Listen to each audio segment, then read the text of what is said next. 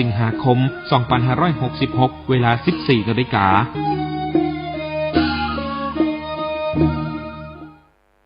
ข่าวสารประการประชาสัมพันธ์ประกาศเชิญชวนร่วมพิธีแสดงมุทิตาจิตฉลองปริญญาบัตรพุทธศาสตร์ดุษฎีบัณฑิตสาขาวิชาพระพุทธศาสนารุ่นที่ 18/10 กับพระครูประหลัดกิติพงศ์กิติโสพโนด็อกเตอร์เลขานุการเจ้าคณะตำบลสันทรายน้อยถึงตำบลสันพเนตรผู้ช่วยเจ้าอาวาสวัดสันขยอมตำบลสันทรายน้อยอำเภอสันทรายจังหวัดเชียงใหม่จัดงานมุทิตาวันเสาร์ที่19และวันอาทิตย์ที่20สิงหาคม2566ก็เชิญชวนศรัทธาสาธุชนศิษยานุศิษย์ร่วมมุทิตาจิตร่วมเป็นเจ้าภาพสังฆทานเป็นเจ้าภาพโรงทานก็ติดต่อสอบถามรายละเอียดเพื่อร่วมทำบุญได้ที่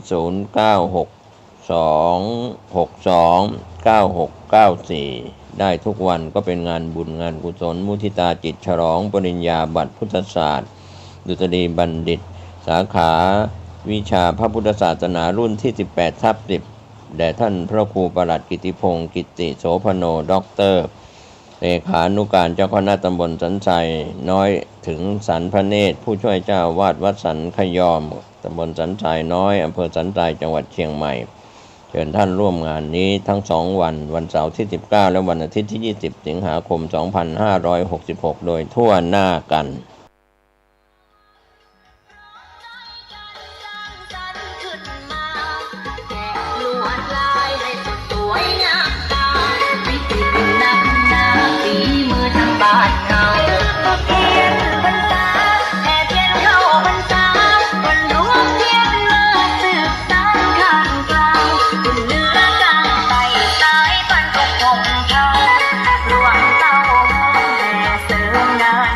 ด้วยประสงค์นักเผยแผ่ธรรมะคณะสัทธากลุ่มคลื่นสีขาวร่วมกันส่งเสริมพระพุทธศาสนาถวายเทียนพรรษา9วัดในเขตอำเภอฝางจังหวัดเชียงใหม่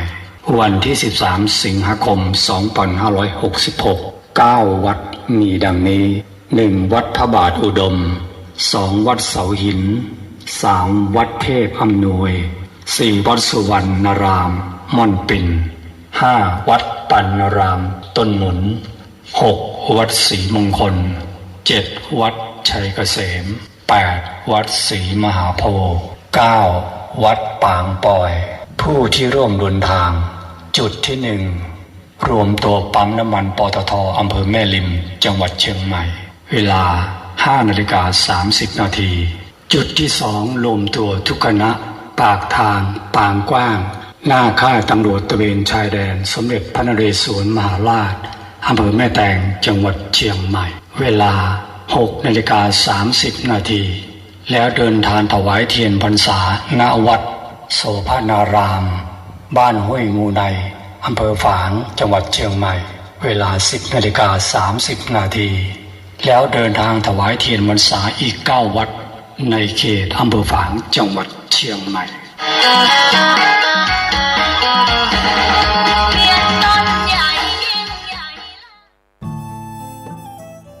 ท่านกำลังติดตามรับฟังสถานีวิทยุกระจายเสียงพระพุทธศาสนาแห่งชาติและสังคมคลื่นเพื่อการศึกษาพระพุทธศาสนาและวัฒนธรรมระบบ FM 104.5 เมกะเฮิรตซ์รายการต่อไปเป็นรายการคดีโลกคดีธรรมเป็นศาสนาสำหรับชาติเราศาสนาในสมัยนี้เป็นของที่แยกจากชาติไม่ได้เป็นความจำเป็นที่เราทั้งหลายผู้เป็นไทยจะต้องมั่นคงอยู่ในศาสนาพระพุทธซึ่งเป็นศาสนาสำหรับชาติเราพระพุทธศาสนาก็ดีหรือศาสนาใดก็ดีที่ตั้งมั่นอยู่ได้ก็ด้วยความมั่นคงของผู้เลื่อมใสตั้งใจที่จะรักษาและข้าพเจ้าพูดทั้งนี้ก็เพื่อชักชวนท่านทั้งหลายอย่างเป็นเพื่อนไทยและเพื่อนพุทธศาสนิกชนด้วยกันทั้งนั้นเพื่อความมั่นคงแห่งพระพุทธศาสนาข้าพเจ้ารู้สึกว่าได้ทำหน้าที่สมควรแก่อุปถัมภ์พระพุทธศาสนาเราจะตั้งใจรักษาศาสนาของเราด้วยชีวิต และถ้าท่านตั้งใจจะช่วยข้าพเจ้าในกิจอันใหญ่นี้แล้ว ก็จะเป็นที่พอใจข้าพเจ้าเป็นอันมากเพราะฉะนั้นเป็นหน้าที่ของเราทั้งหลายที่จะช่วยกันบำรุงรักษาพระพุทธศาสนาอย่าให้เสื่อมสูญไป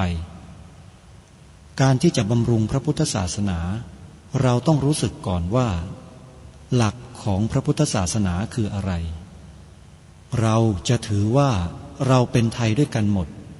เราจะต้องรักษาความเป็นไทยของเราให้ยั่งยืนเราจะต้องรักษาพระพุทธศาสนาให้ถาวรวัฒนาการอย่างที่เป็นมาแล้วหลายชั่วโคตรของเราทั้งหลายพระบรมราโชวาทของพระบาทสมเด็จพระมงกุฎเกล้าเจ้าอยู่หัวรัชกาลที่ 6พระบรมราโชวาทก็ดีพระราชนิพนธ์ก็ดีหรือพระบรมราชโองการของพระมหากษัตริย์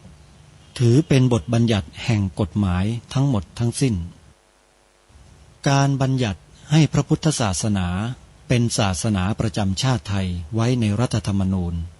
จึงเป็นสิ่งที่ถูกต้องทั้งกฎหมายและทางโบราณราชประเพณีการบัญญัติให้พระพุทธศาสนาเป็นศาสนาประจำชาติไทยไว้ในรัฐธรรมนูญ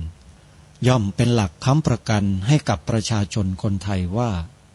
ตนได้ปฏิบัติตามกฎหมายอย่างแท้จริงการบัญญัติให้พระพุทธศาสนาเป็นศาสนาประจำชาติไทยไว้ในรัฐธรรมนูญมิได้เป็นการลิดรอนสิทธิเสรีภาพของผู้ใดแต่เป็นการยืนยันความจริงตามกฎหมายและประวัติศาสตร์ชาติไทยการบัญญัติให้พระพุทธศาสนาเป็นศาสนาประจำชาติไทยไว้ในรัฐธรรมนูญจะทำให้พระพุทธศาสนาได้รับการอุปถัมภ์และคุ้มครองจากรัฐดุจเดียวกันกับที่องค์พระมหากษัตริย์ทรงกระทำมาการบัญญัติให้พระพุทธศาสนาเป็นศาสนาประจำชาติไทยไว้ในรัฐธรรมนูญจะป้องกันพระพุทธศาสนาไม่ให้ถูกลัทธินิกายนอกศาสนากระทำการใดๆได้ด้วยอุบายต่างๆนานาการบัญญัติให้พระพุทธศาสนาเป็นศาสนาประจำชาติไทยไว้ในรัฐธรรมนูญจะทำให้สังคมไทยมีแต่ความสุขร่มเย็นเป็นธรรมทั้งต่อคนศาสนาอื่นและคนสัญชาติอื่นได้อย่างแท้จริงแต่ถ้าไม่บัญญัติให้พระพุทธศาสนาเป็นศาสนาประจำชาติไทยไว้ในรัฐธรรมนูญในอนาคตประเทศไทยจะต้องตกอยู่ในสถานะเดียวกันกับพื้นที่3 จังหวัดชายแดนภาคใต้อย่างแน่นอนพระบรมราโชวาทพระบาทสมเด็จพระเจ้าอยู่หัวในมหาสมาคมณพระที่นั่งอมรินทร์วินิจฉัยในพระบรมมหาราชวังโดยที่พระพุทธศาสนาเป็นศาสนาประจำชาติของเราทั้งตามความศรัทธาเชื่อมั่นของข้าพเจ้าเองก็เห็นเป็นศาสนาที่ดีศาสนาหนึ่งเนื่องในบรรดาสัจธรรมคำสั่งสอนอันชอบด้วยเหตุผลจึงเคยคิดอยู่ว่าถ้าโอกาสอำนวยข้าพเจ้าควรจะได้บวชสักเวลาหนึ่งตามราชประเพณีซึ่งจะเป็นทางสนองพระเดชพระคุณพระราชบูรพการีตามคตินิยมด้วยและนับตั้งแต่ข้าพเจ้าได้ครองราชย์สืบสันตติวงศ์ต่อจากสมเด็จพระเชษฐาธิราชก็ล่วงมากว่า10 ปีแล้วเห็นว่าน่าจะถึงเวลาที่ควรจะทำตามความตั้งใจไว้นั้นแล้วประการหนึ่งอันหนึ่งการที่องค์สมเด็จพระสังฆราชหายประชวรมาได้ในคราวประชวรครั้งหลังนี้ก่อให้เกิดความปีติยินดีแก่ข้าพเจ้ายิ่งนักได้มาคำนึงว่าถ้าในการอุปสมบทของข้าพเจ้าได้มีองค์สมเด็จพระสังฆราชเป็นพระอุปชฌาย์แล้วก็จะเป็นการแสดงออกซึ่งความศรัทธาเคารพในพระองค์ท่านของข้าพเจ้าได้อย่างเหมาะสมอีกประการหนึ่งจึงได้ตกลงใจที่จะบรรพชาอุปสมบทในวันที่22 เดือนนี้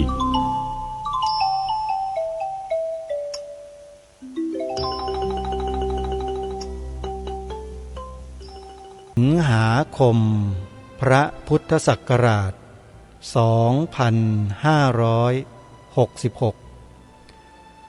รายการคดีโลกคดีธรรมมาพบกับสาธุชนเป็นปกติ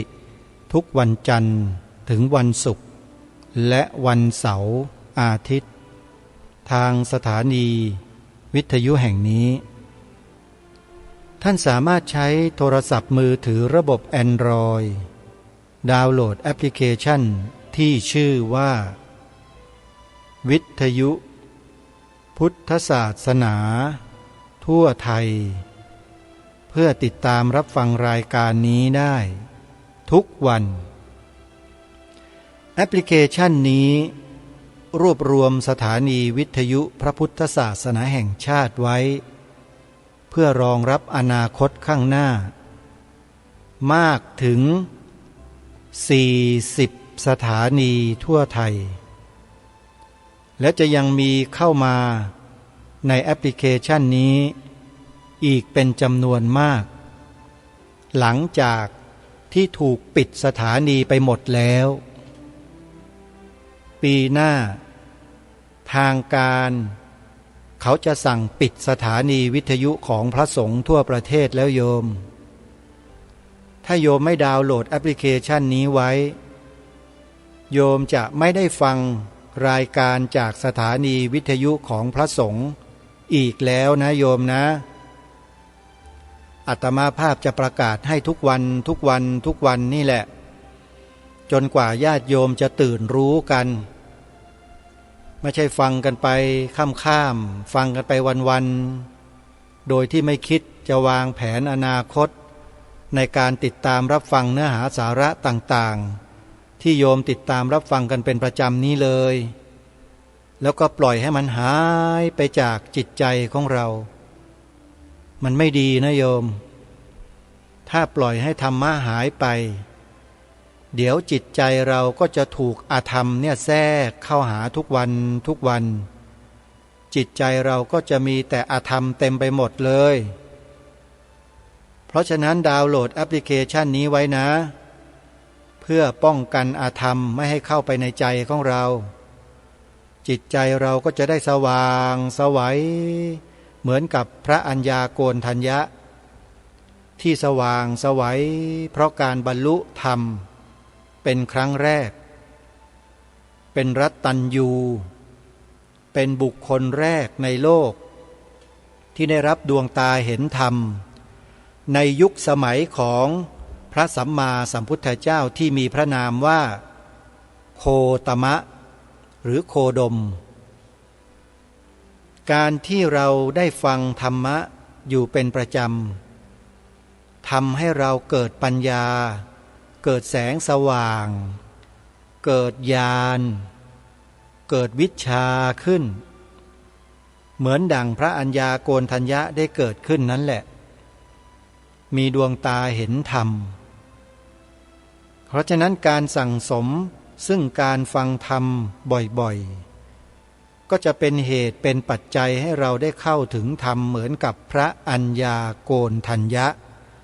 และพระอรหันต์เจ้าทั้งหลายทั้งปวงเพราะฉะนั้น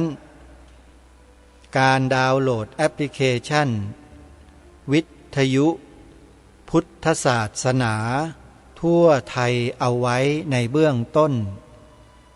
จึงถือเป็นเหตุเป็นปัจจัยสำคัญของการบรรลุธรรมในอนาคตการสร้างเหตุปัจจัยไว้นั้นเป็นเรื่องสำคัญมากในที่นี้ถ้าจะพูดเป็นภาษาพื้นๆทั่วๆไปเขาเรียกว่าการสั่งสม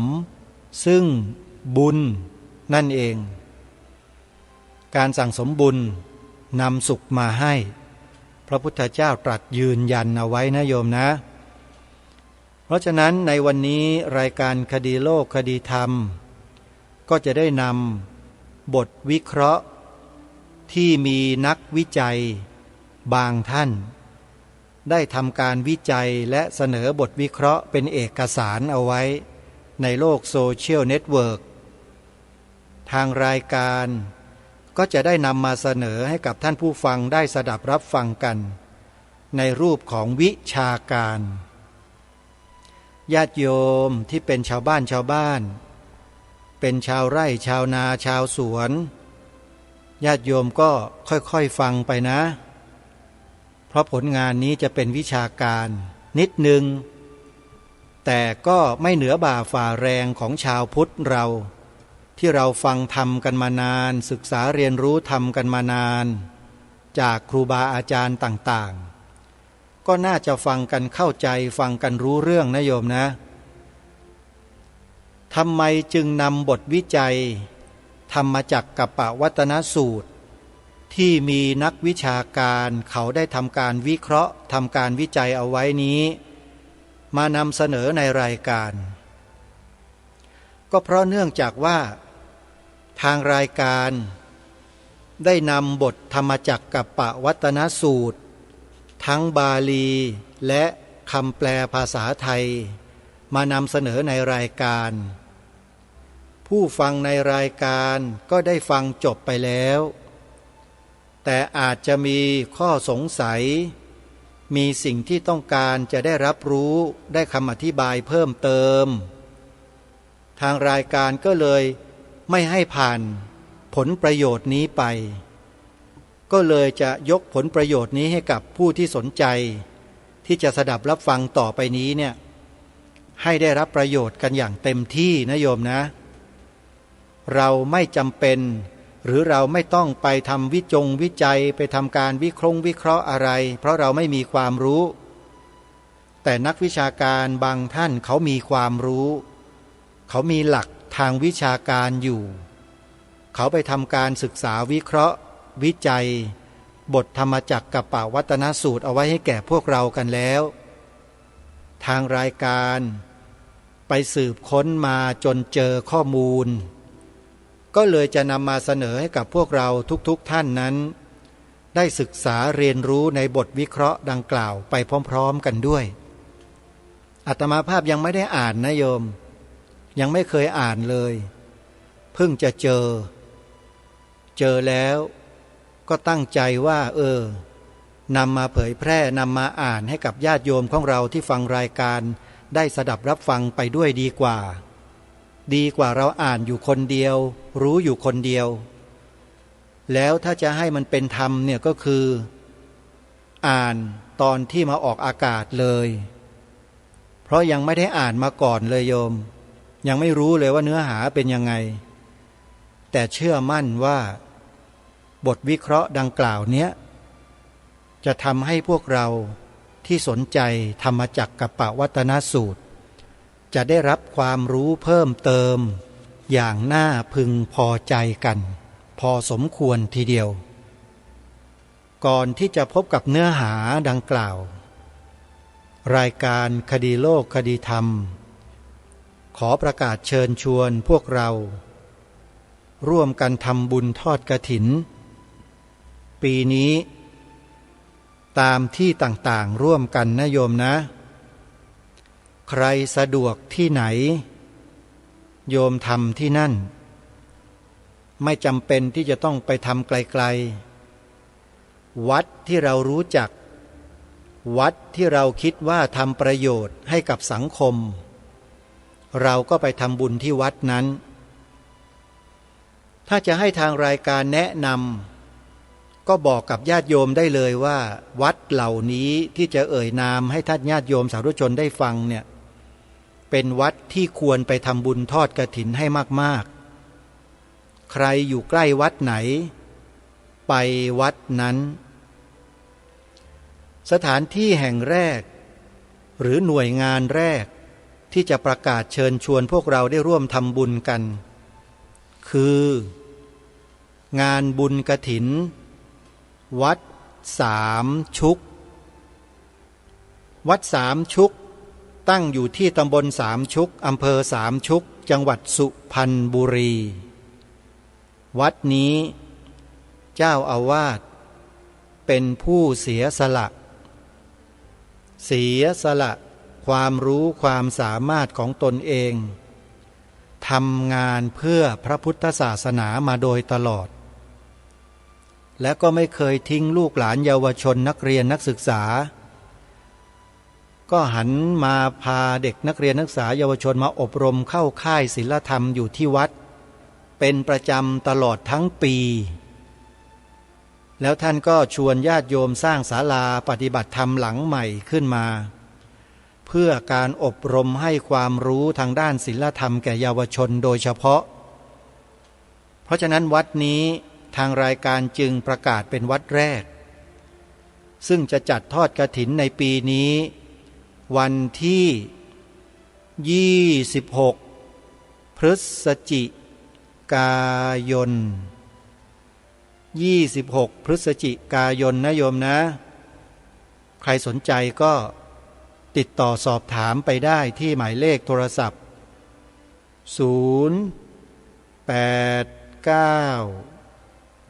0008462ไม่สงวนลิขสิทธิ์นะโยมจะเอาเลขนี้ไปทำอะไรก็เชิญได้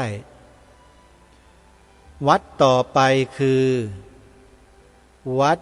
ป่าจริยธรรมวัดป่าจริยธรรมนั้นกำหนดวันทอดกฐินไว้ตายตัวทุกปีเลยโยมคือหลังออกพรรษา1 วันโยมจำไว้แค่นี้แหละวัดป่าจริยธรรมจัดงานทอดกฐินสามัคคีวันแรกเลยหลังออกพรรษา1 วันสมมุติวันนี้เป็นวันออกพรรษาใช่ไหมวันพรุ่งนี้ตักบาตรเทโวโรหณะทอดกฐินแล้วจึงขอเรียนเชิญเจริญพรญาติโยมร่วมบุญวัดป่าจริยธรรมกันนะโทรศัพท์สอบถามที่083327570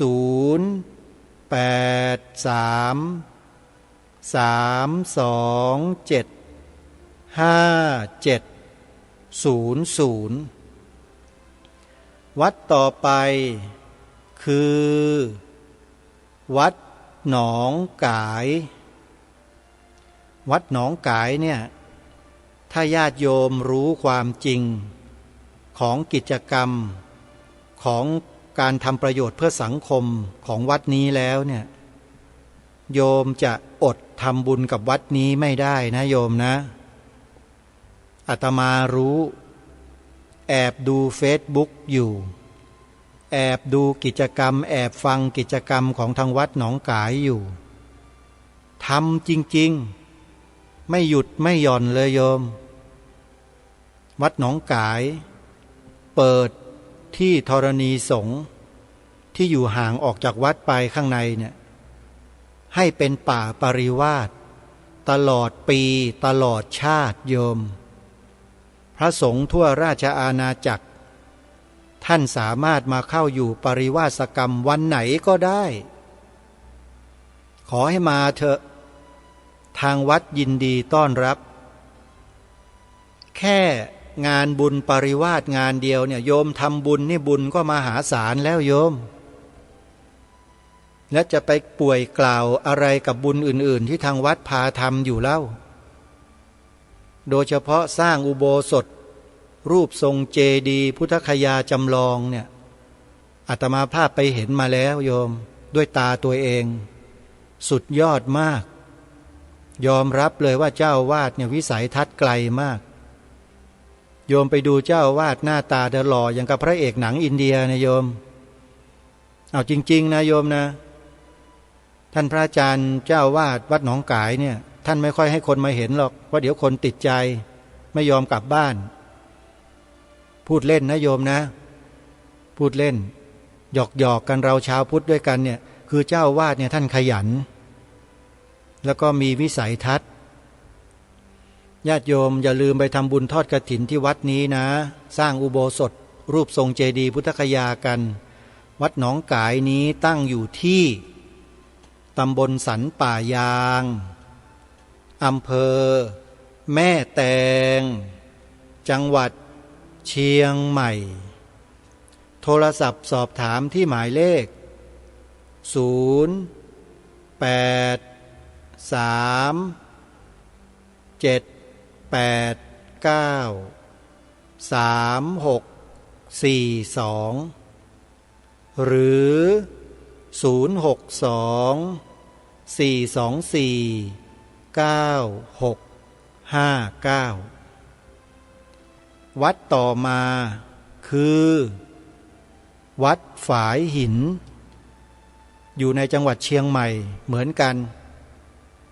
เจ้าวาดวัดนี้สนิทสนมกับอาตมาเป็นเพื่อนกันเป็นเพื่อนทางธรรมแล้วก็อนุเคราะห์อาตมาภาพมาโดยตลอดให้รายการคดีโลกคดีธรรมออกอากาศอยู่ที่วัดนี้สถานีวิทยุของวัดนี้วัดฝายหินอยู่ที่ตำบลสุเทพอำเภอเมืองจังหวัดเชียงใหม่วัดฝายหินจะจัดทอดกฐินวันไหนอย่างไรนั้นโยมคอยฟังประกาศทางสถานีวิทยุของท่านนะโยมนะเพราะเป็นกฐินที่มหาวิทยาลัยเชียงใหม่เป็นเจ้าภาพทุกปีแล้วก็สามารถเป็นเจ้าภาพร่วมได้ใครสนใจที่จะทำบุญเป็นเจ้าภาพทอดกฐินวัดฝายหินนะโยมนะปีนี้โทรศัพท์สอบถามได้ที่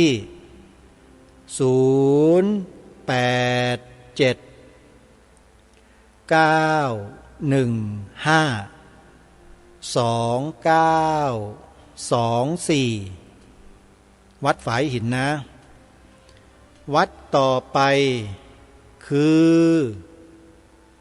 วัดศรีอุดมวงศ์วัดศรีอุดมวงศ์ทอดกฐินวันไหนอย่างไรโทรศัพท์เข้าไปสอบถามได้นะโยมที่หมายเลข0898404968วัดต่อมาคือวัดอารามมงคลเป็นสำนักเรียนพระปริยัติธรรมแผนกสามัญแผนกธรรม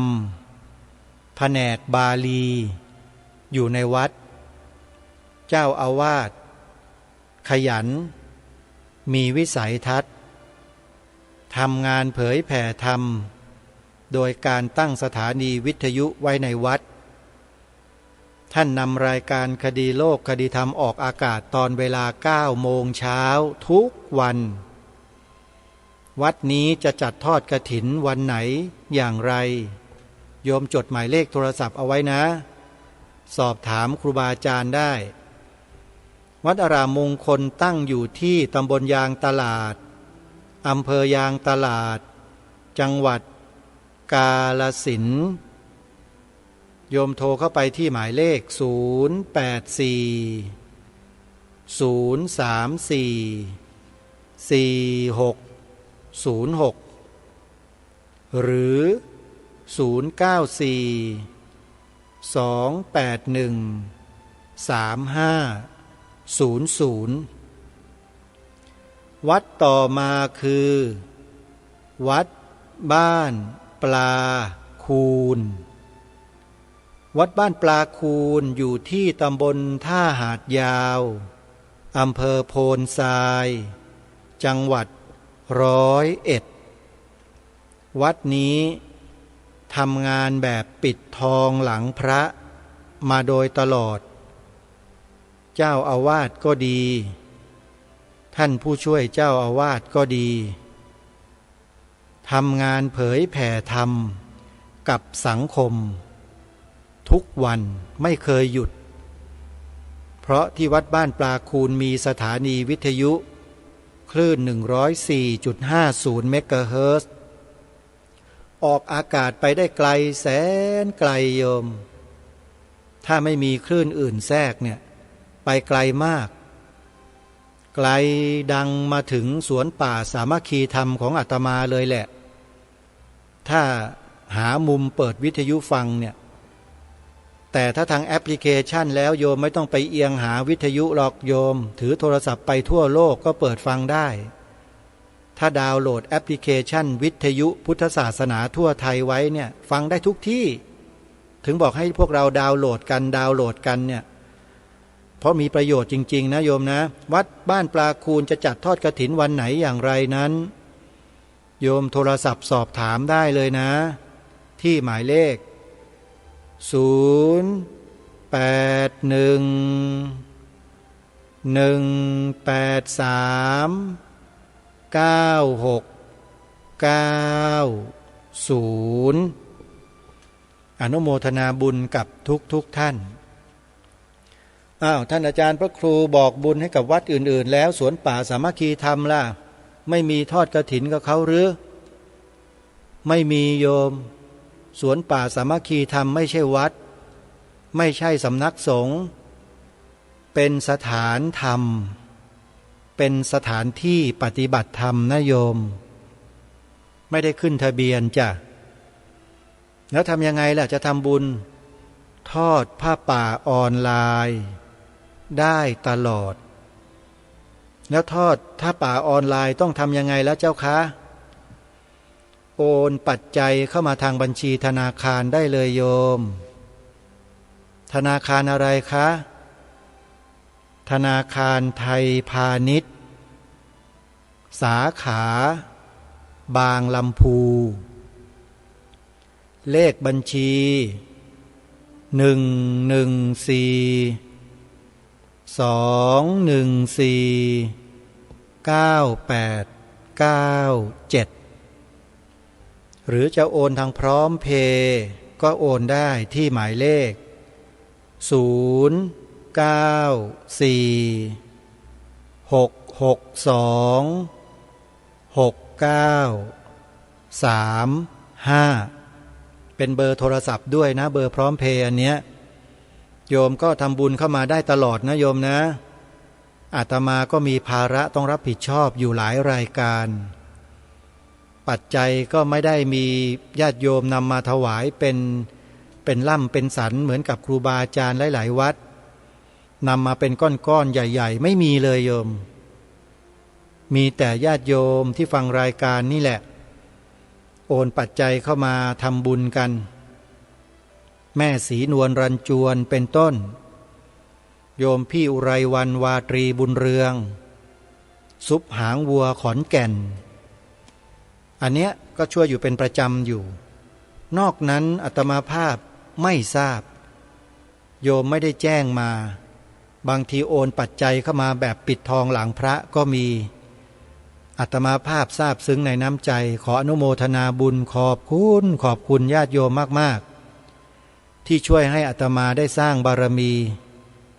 ได้ทำประโยชน์ให้กับสังคมตามโอกาสและฐานะถ้ามีกำลังก็ทำโยมไม่มีกำลังก็ทำแต่ถ้ามีกำลังจะทำได้มากถ้าไม่มีกำลังก็ทำได้น้อยก็ทำเท่าที่ทำได้แต่ไม่หยุดทำนะทำตลอดก็ขอให้ญาติโยมได้ร่วมด้วยช่วยกันอาตมาภาพก็ได้บอกกับญาติโยมได้แค่นี้แหละนะโยมนะก็อนุโมทนาสาธุกับทุกท่านเอาละทีนี้เรามาเข้าสู่เนื้อหาสาระของรายการในวันนี้ที่ได้ตั้งใจไว้ต้องการให้พวกเรานั้นได้ศึกษาบทธรรมจักรกัปปวัตตนสูตรกันในลักษณะของทางวิชาการกันบ้างเป็นนักวิชาการที่ทำวิจัยเรื่องธรรมจักรกัปปวัตตนสูตรนะโยมนะเป็นนักศึกษาจากมหาวิทยาลัยมหาจุฬาลงกรณราชวิทยาลัยวิทยาเขตขอนแก่นมหาวิทยาลัยขอนแก่นมหาวิทยาลัยมหามกุฏราชวิทยาลัยวิทยาเขต101 3มหาวิทยาลัยโดยมีนักวิชาการหรือนักศึกษาน่าจะเป็นระดับของ PhD หรือว่าด็อกเตอร์นะโยมมีพระสุกฤตภัทรเมธีมารสีพระครูภาวนาโพธิคุณคุณสุวินทองปั้นคุณจรัสลีกาคุณหอมหวนบัวรภาคุณอุทัยกมลศิลป์และคุณสุรพันธ์สุวรรณศรีทั้งหมดนี้เป็นนิสิตของมหาวิทยาลัยดังกล่าวร่วมกันทำวิจัยนะเรื่องการวิเคราะห์พุทธจริยศาสตร์เท ที่ปรากฏในธรรมจักรกัปปวัตนสูตรเป็นการวิเคราะห์พุทธจริยาของพระสัมมาสัมพุทธเจ้าที่ทรงกระทำในขณะที่พระองค์ตรัสแสดงธรรมจักรกัปปวัตนสูตรโยมถึงแม้ว่าจะไม่ได้มีการวิเคราะห์ในบทธรรมจักรกัปปวัตนสูตรโดยตรงก็ตามแต่มีความเกี่ยวข้องกับบทธรรมบทนี้ทางรายการจึงได้หยิบยกขึ้นมาเผยแพร่ในเบื้องต้นก่อนเพราะยังไม่เคยอ่านผลงานนี้เลยนะบอกตรงๆนี่พูดกันตรงๆเลยตามความเป็นจริงเลยโยมยังไม่เคยอ่านเลยฮะเพิ่งจะเห็นนี่แหละก็เลยนำมาให้กับท่านสาธุชนได้ศึกษาเรียนรู้กันไปด้วยว่าพวกนักวิชาการทั้งหลายในสังคมโลกใบนี้เวลาเขาทำงานวิจัยกันเนี่ยเขาจะมีวิธีการทำกันอย่างไรเขาจะเขียนเริ่มต้นอย่างไรอธิบายความในเบื้องต้นอย่างไรแล้วนำลงสู่ภาควิจัยเป็นหัวข้ออะไรอย่างไรอาตมาภาพก็อยากจะนำมาเสนอพวกเราบ้างให้พวกเราได้รู้ว่างานวิชาการเนี่ยเขาทำกันยังไงไอ้พวกเราทั้งหลายรวมทั้งอาตมาด้วยเนี่ยเราไม่ใช่นักวิชาการหรอกเป็นนักวิชาอะไรก็ไม่ทราบนะแต่เราก็จะทิ้งวิชาการไม่ได้เพราะวิชาการเหล่านี้เนี่ยมันเป็นที่ยอมรับของผู้คนโดยทั่วไปในสังคมแล้วใช้เป็นข้ออ้างอิงได้ในเวทีวิชาการต่างๆหรือไม่วิชาการก็ตามอาตมาภาพเองก็ชอบอ่านงานวิชาการเหล่านี้แหละมานานแล้วโยมงานอะไรเขาเรียกว่าวิทยานิพนธ์ดุษฎีนิพนธ์เหล่านี้ไม่รู้แหละเรื่องอะไรก็แล้วแต่เถอะก็จะนำมาอ่านเพราะอ่านแล้วมันเกิดความรู้ขึ้นน่ะโดยที่เราไม่ต้องไปทำวิจัยกับเขาหรอกเอาผลงานที่เขาทำวิจัยแล้วนี่แหละมาอ่านแล้วมันก็เกิดองค์ความรู้ขึ้นมารู้แล้วความรู้มันก็เป็นของเราไงใช่ไหมความรู้มันจะเกิดขึ้นได้มันต้องเกิดจากการรับสองทางนะโยมสองทางรับมาจากข้างนอกเนี่ยคือตาเห็นนะกับหูที่ได้ยินตาเห็นก็คือการอ่านผลงานวิจัยผลงานวิเคราะห์ของผู้อื่นที่เขาทำมาไว้เนี่ยรวมถึงพระสัมมาสัมพุทธเจ้าคำสอนของพระพุทธองค์ด้วยนะอ่านนี่เขาเรียกว่าความรู้ได้เกิดทางตาสองความรู้ทางหูนี่ทำอะไรหูนี่มีหน้าที่อะไรหูมีหน้าที่กินน้ำเหรอ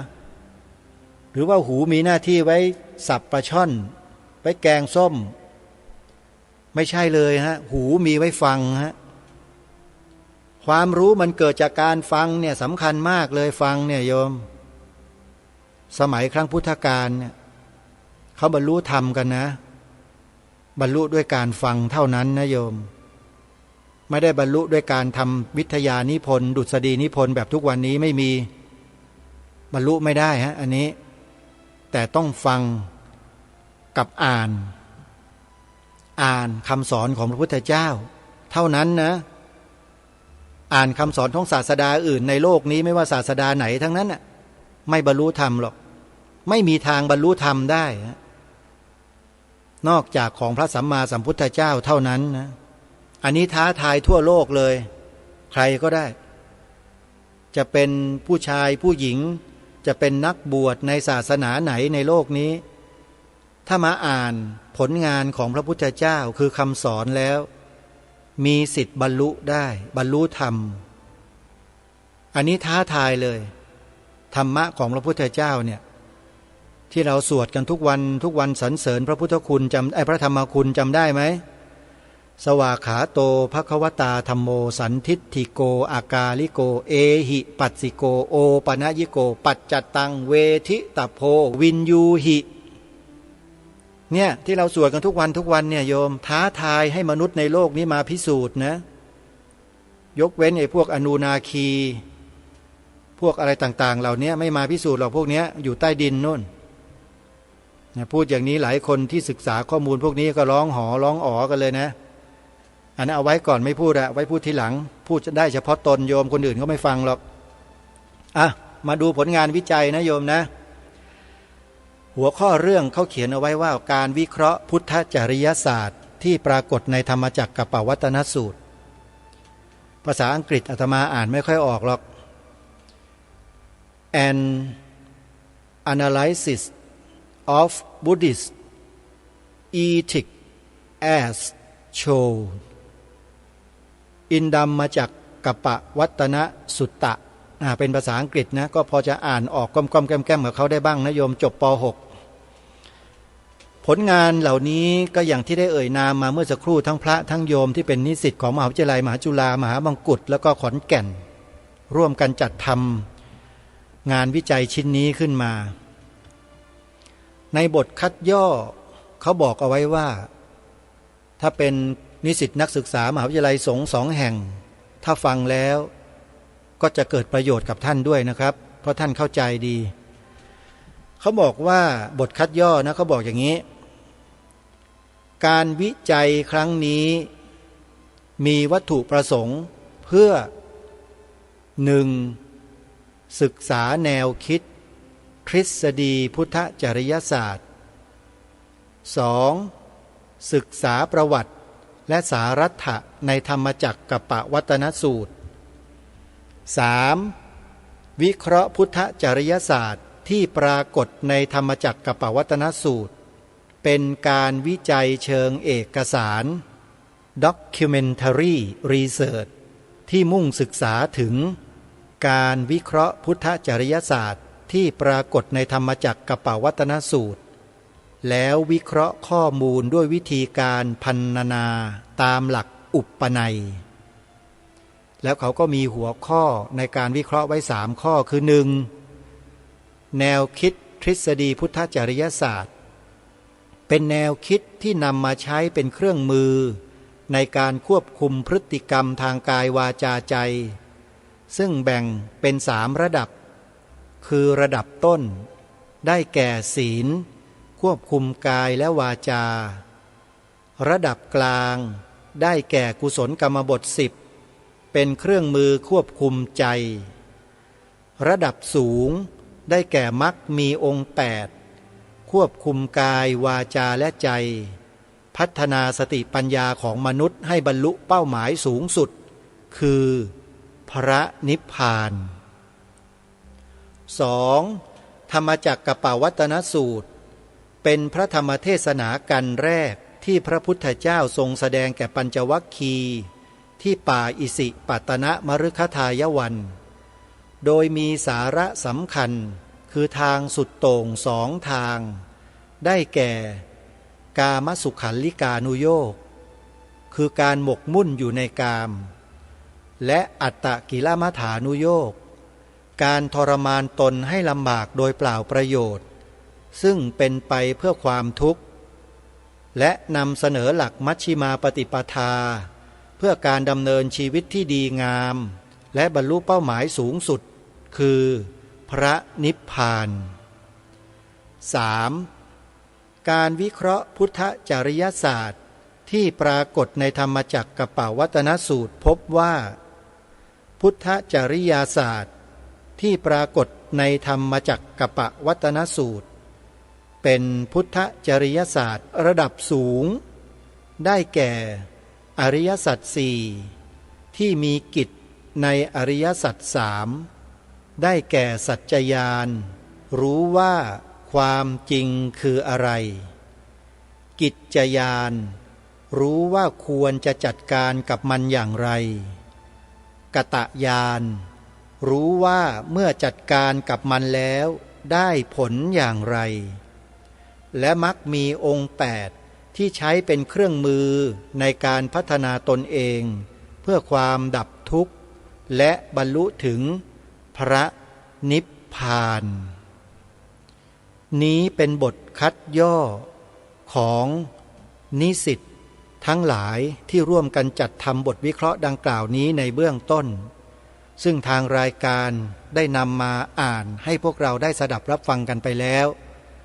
ท่านที่เคยศึกษาในระดับปริญญาโทปริญญาเอกมาก่อนเนี่ยฟังแล้วก็บอกได้เลยว่าท่านจะมีความเข้าใจง่ายกว่าใครๆทั้งสิ้นเลยฮะสำหรับท่านที่ไม่ได้ทำการวิเคราะห์หรือทำการวิจัยในเรื่องเหล่านี้มาก่อนจะเกิดประโยชน์กับท่านมากๆเลยในการนำเสนอของรายการคดีโลกคดีธรรมในช่วงนี้ก็ขอให้ฟังกันต่อเนื่องนะโยมนะเดี๋ยววันพรุ่งนี้มาเจาะในรายละเอียดอื่นๆกันต่อวันนี้เวลาของรายการหมดแล้วญาติโยมแต่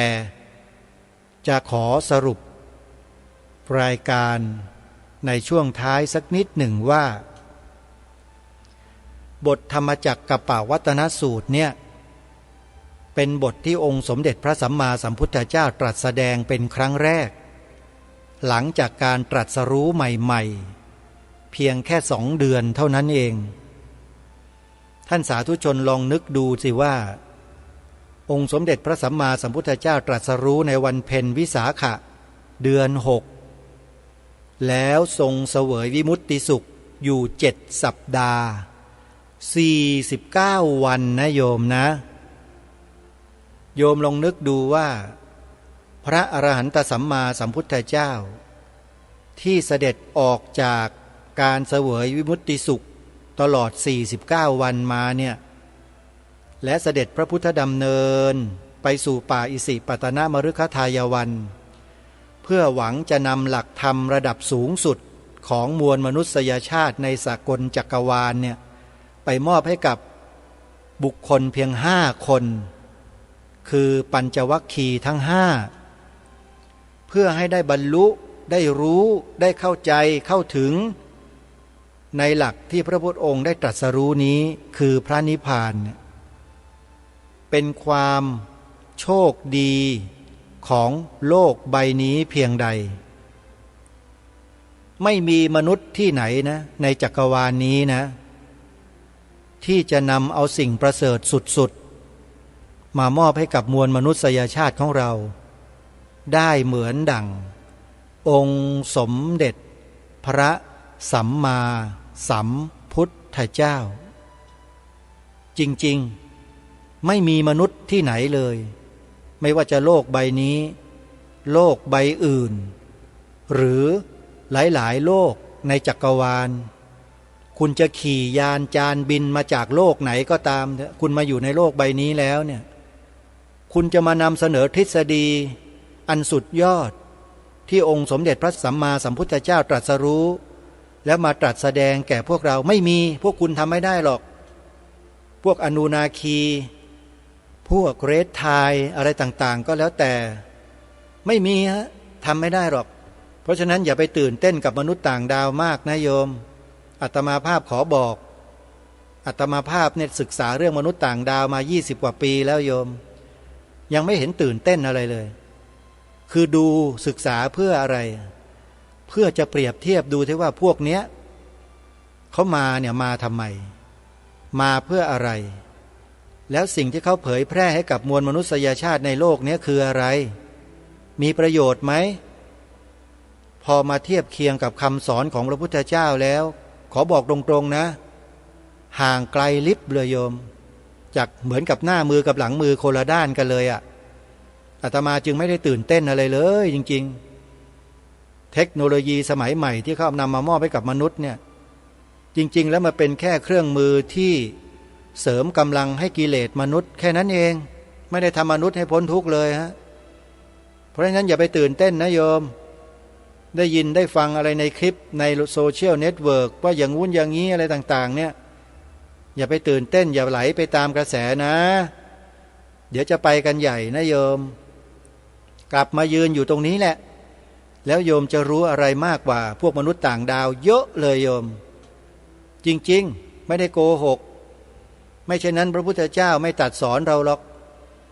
ทรงกำใบไม้กำมือเดียวขึ้นมาในป่าประดู่ทั้งป่าแล้วก็ตรัสถามพระภิกษุว่าใบไม้ในมือของตถาคตกับใบไม้ในป่าอันไหนมากกว่ากันเด็กอนุบาลก็ตอบได้ ในป่ามากกว่าในมือในพระหัตถ์ของพระพุทธองค์พระพุทธเจ้าข้าเห็นไหมแล้วพระองค์ก็ตรัสสอนบอกไปว่าธรรมะที่พระพุทธองค์ตรัสรู้น่ะมีเหมือนกับใบไม้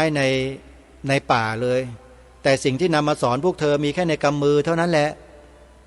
น่าสนใจไหมโยมว่าในกำมือคืออะไรบ้างเดี๋ยวค่อยมาว่ากันในวันต่อไปวันนี้เวลาหมดญาติโยมขอสมมุติยุติรายการไว้แต่เพียงเท่านี้ก่อนพบกับรายการได้ใหม่ในวันพรุ่งนี้ขอความสุขสวัสดีในธรรมแห่งองค์สมเด็จพระบรมศาสดาสัมมาสัมพุทธเจ้า